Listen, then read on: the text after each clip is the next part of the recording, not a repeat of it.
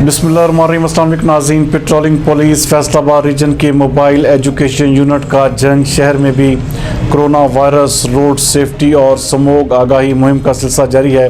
ہمارے نمائندہ خصوصی ابرار حسین کے مطابق S S P patrolling Faisal آباد ریجن چوری فاروق احمد ہندل کی زیر ہدایت patrolling police mobile education unit نے جنگ کے مختلف ہائی ویز اور تعلیمی اداروں میں روڈ سیفٹی اور ٹریفک رولز، کرونا وائرس اور سموگ کے انسانی صحت پر مضر اثرات کے متعلق لیکچرز اور واکس کا انعقاد کیا۔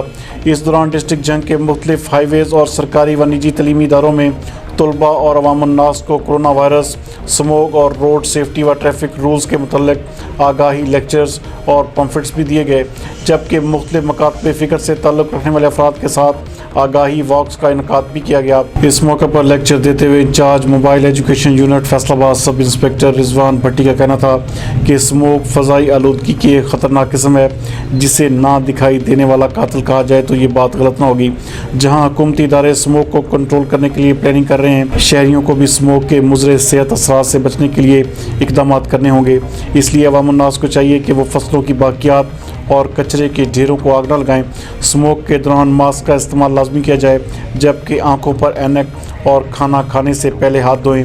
ہائی ویز پر سموگ کی وجہ سے حد نگاہ انتہائی کم ہو جاتا ہے، جس کے پیش نظر گاڑیوں کے درمیان مناسب فاصلہ رکھا جائے۔ اپنی گاڑیوں کی فرنٹ اور بیک لائٹس درست حالت میں رکھیں۔